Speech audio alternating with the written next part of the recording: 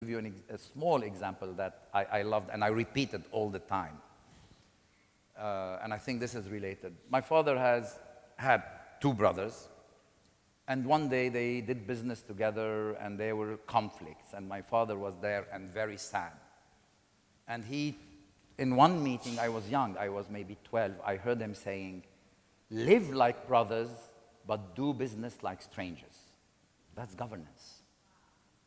Live like brothers, do business like strangers.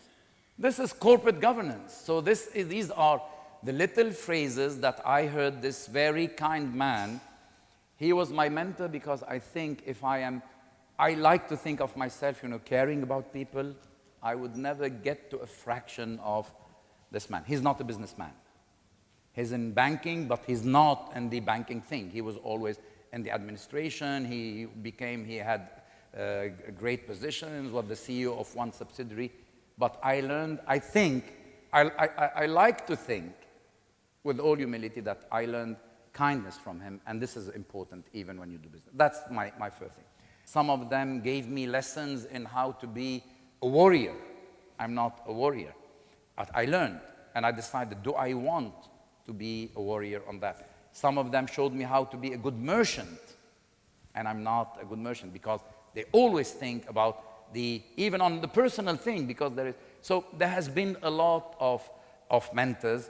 On the second part, on the second part of the question, which is, yes?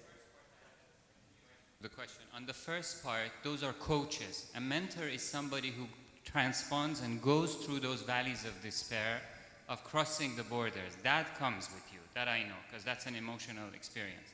But a mentor is somebody who sticks along with you, is not just teaching you an element of... I did not. I have some... my life has been, as I said, moving, and I do not have this... I used to have in various places. I have one teacher when I was in the college school, and I consider him a mentor, but it did not continue. So this is why, because my life, as I said, has moved into this being. So on the second question, you're absolutely right. We need to move in really showing, and this is for us as well a great opportunity of development, things like healthcare, things like, employment, things that could be relevant. The key for this, a relevant SMS for you or relevant info that will get to you, are the metrics, the analytics that we have, the data that we have on customers. We have tons of data about customers, but for some reason, it's not used the right way. And this is the next wave. This is the next wave for sure, for sure. And if you look at tonight, this was a case of leadership by example. I mean, in your heart, thank you. Thank you. Coming from you, this is... You could feel the enthusiasm, a sense of I'm doing what is meaningful, coming from your heart. You could see the joy in what you did. And to me, that's a different type of leadership that you have to do more than talk. And I think you could feel it tonight. Thank you, Professor. As I can recognize, you're carrying BlackBerry. But Do company is now opening contract with Nokia, and they're, as I know, they're bringing Nokia product on the market and would like launch it. Can I know about your personal opinion? Why is BlackBerry? Why is not iPhone? Why is not as new product Nokia to check how is device? Oh, do I need to be diplomatic on that? No, because the phone is the most personal thing. So you're allowed to be, even if you're a CEO, you're a person after all, and you decide.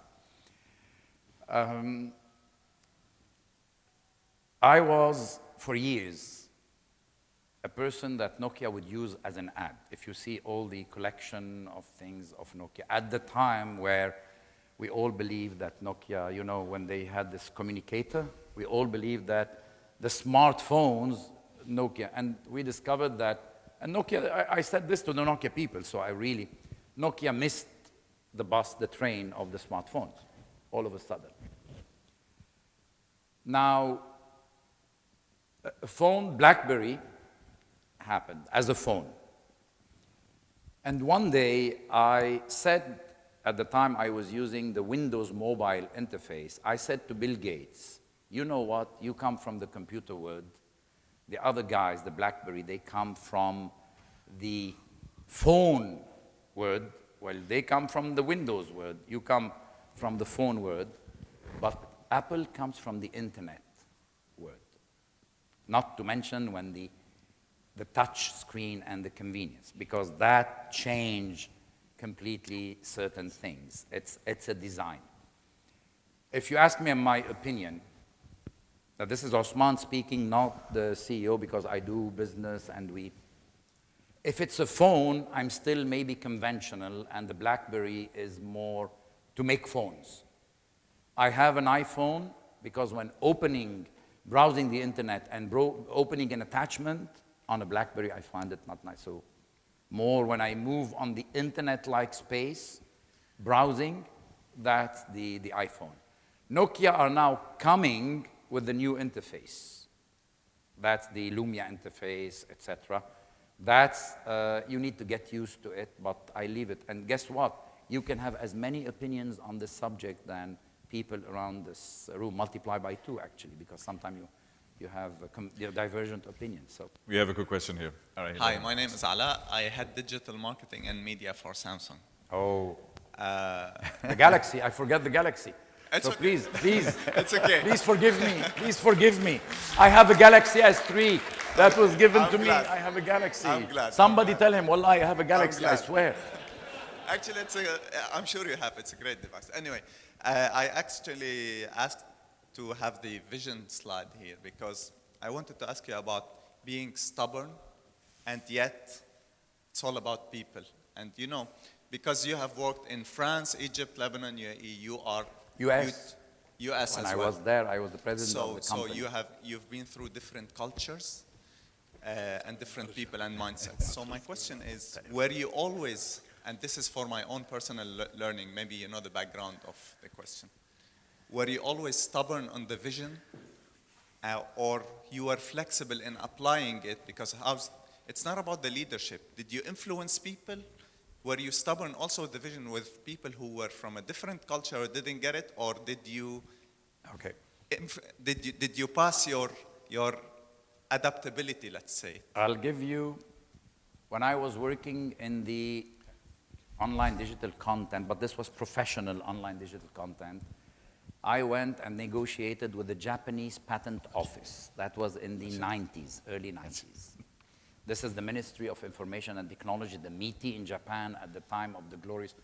So very senior people, he's heading the with Japan. And we signed the deal.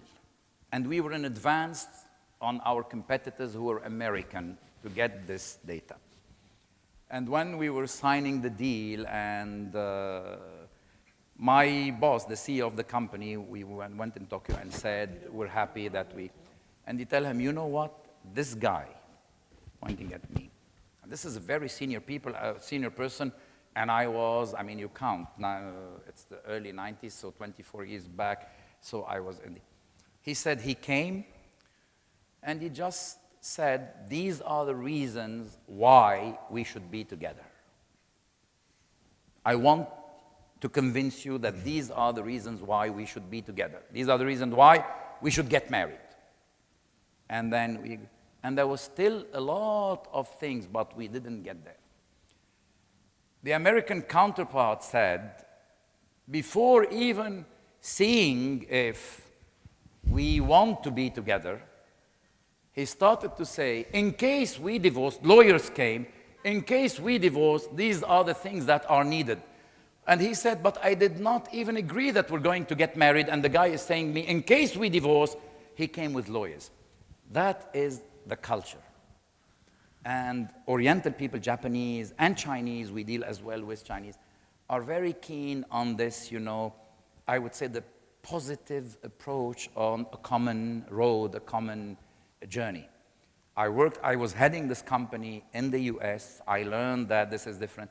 Coming to Egypt with the kindness of people in Egypt, I fell in love with the country, with the people. I always say, Egypt gave the world the pyramids and gave me my wife. So that is, which is more important. So coming to Egypt, I learned things differently. The UAE is a different beast in that regard. So this is what you say. And yes, I believe you fine-tune your leadership style by understanding. Again, crossing borders. And this is what I meant in the beginning of this.